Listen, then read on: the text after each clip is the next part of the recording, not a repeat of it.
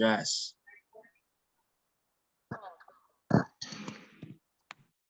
Oke. Oke, Assalamualaikum warahmatullahi wabarakatuh. Waalaikumsalam.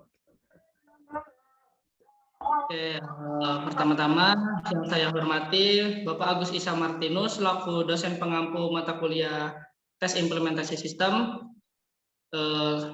teman-teman semua yang saya banggakan.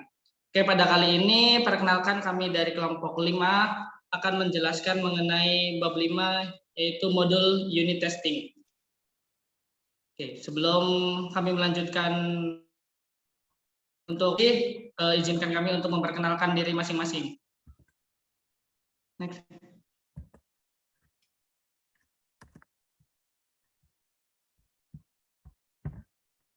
Next, go. Perkenalkan, nama saya Aziz Rahman Prasetyo, Zikri Arasid, lalu ada Hilmi Setiawan, ada Muhammad Teguh Adi Cahya, dan yang terakhir Salsabila Niarno. Oke, next. Jadi yang pertama itu ada definisi unit test.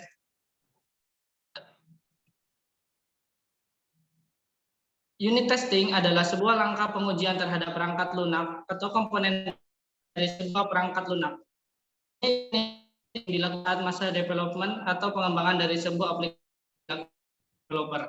Pengujian unit testing ini meliputi dari function, metode, prosedur, modul, serta objek.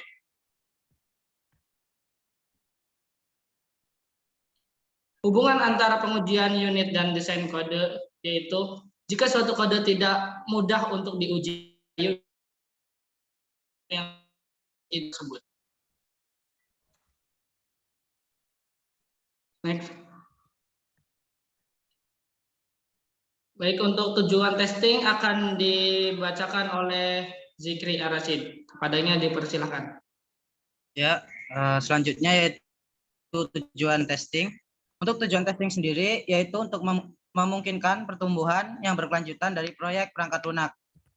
Istilah berkelanjutan adalah kuncinya. Sangat mudah untuk mengembangkan sebuah proyek, khususnya ketika Anda mulai dari awal. Jauh lebih sulit untuk mempertahankan pertumbuhan ini dari waktu ke waktu. Oke, next. Gambaran di atas adalah gambaran perbedaan antara proyek dengan dan tanpa unit testing.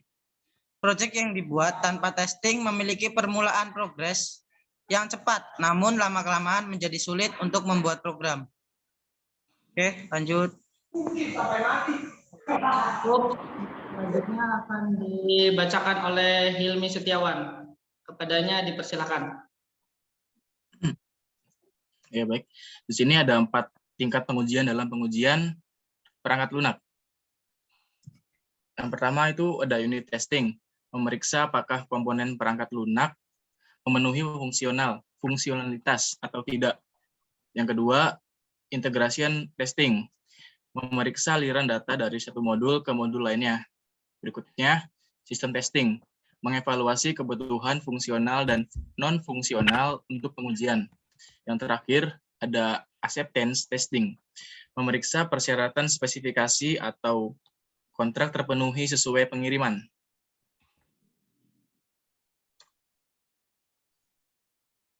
Terdapat 3 kesamaan dalam penggambaran unit testing, bahwa unit testing adalah sebuah tes terautomasi, di mana memverifikasi setiap bagian kecil dari source code yang dibuat atau biasa disebut unit.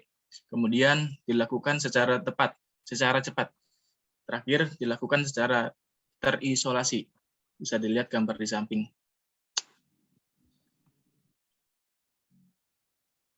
Oke, untuk selanjutnya akan disampaikan oleh Muhammad Teguh Adi Cahya. Padanya dipersilakan.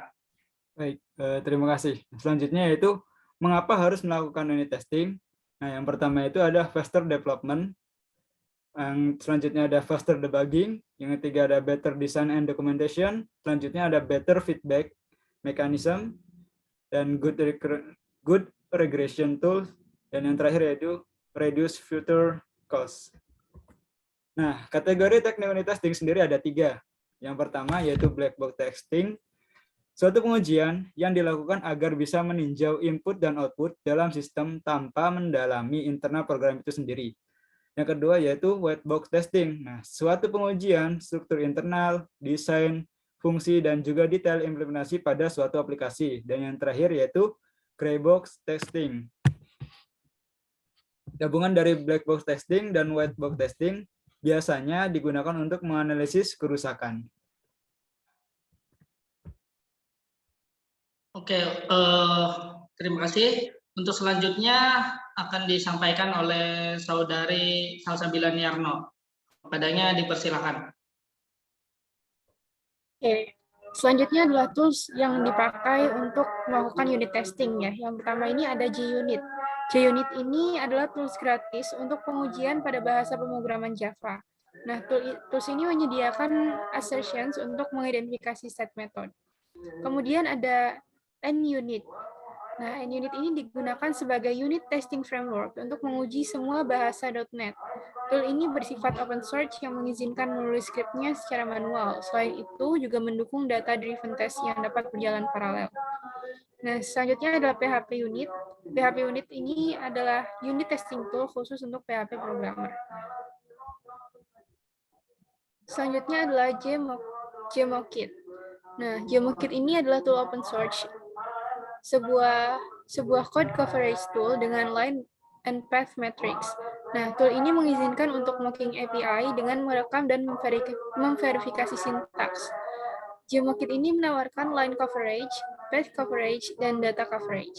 Kemudian ada EMMA, yang merupakan tool yang open source untuk menganalisis dan melaporkan kode yang ditulis dalam bahasa pemrograman Java.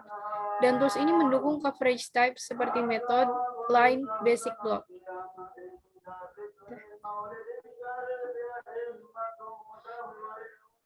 Oke, mungkin itu saja yang dapat kelompok kami sampaikan mengenai unit testing.